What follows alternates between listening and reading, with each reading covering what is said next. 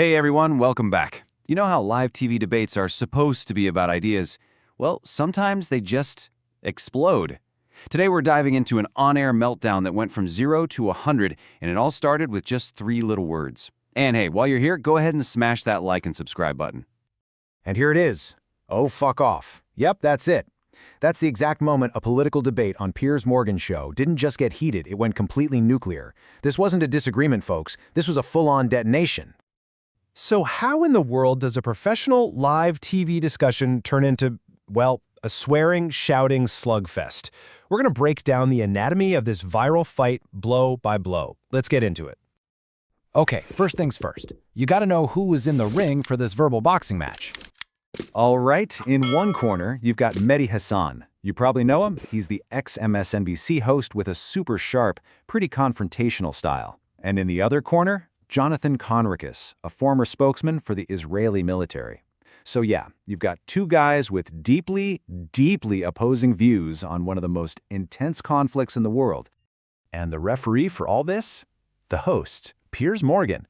But honestly, he pretty quickly went from referee to just a spectator watching the chaos erupt right on his own show. He completely lost control. You know, every explosion has a trigger, right? So what was the tiny spark that lit this massive fuse? The flashpoint, the thing that kicked it all off, was all about the alleged killing of Hamas spokesperson Abu Obaida.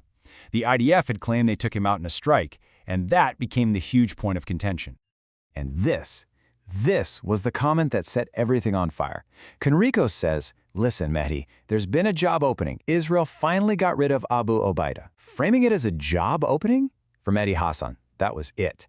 That was the last straw. What happened next wasn't a debate at all. It was just a rapid-fire round of accusations. It happened so fast, so let's break down the rhetorical knockout blows. Hasan's response isn't a counter-argument. Nope, it's pure escalation. He goes straight for the throat with a personal attack, calling Conricus a racist, genocidal war criminal. In a debate, that's not about engaging with the point. That's about trying to completely shut your opponent down. The gloves were officially off. So, does Conricus defend his position against that huge accusation? Nah. He goes for a classic ad hominem attack. By calling him Little Mehdi over and over, he's not trying to refute the claim, he's just trying to belittle the person making it. It's a classic move to dismiss the argument by attacking the man. And Hasan doesn't back down an inch. He just doubles down. He makes the attack even bigger, saying Conricus supports war criminals. This just expands the conflict, you know? It makes it pretty much impossible to find any common ground. And right here, the whole debate just collapses in on itself. It becomes an argument about the argument. Hasan accuses Conricus of putting a target on him, completely shifting the focus from the topic to the danger of the conversation. The original point? Totally gone, lost in the smoke. So what was the result?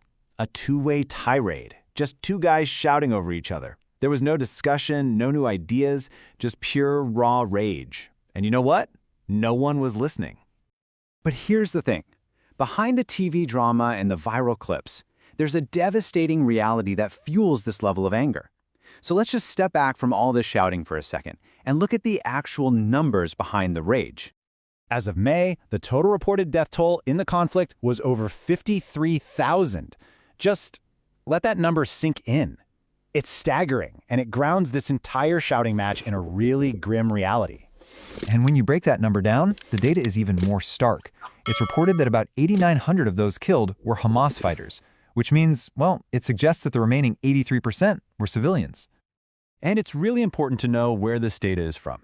It was published by The Guardian, and they were citing data from the Israel Defense Forces itself. So these aren't just random numbers. They represent the real human cost at the very heart of this conflict. Which brings us to a final question. We just watched a debate completely fall apart. It really makes you wonder, right? When talking turns to fighting, when it's all about getting that viral soundbite, is anyone actually listening anymore? Or is the real point just lost in all the noise? So what do you think? Let us know your thoughts down in the comments. And hey, if you found this breakdown interesting, please don't forget to hit that like and subscribe button for more. Thanks for hanging out with us.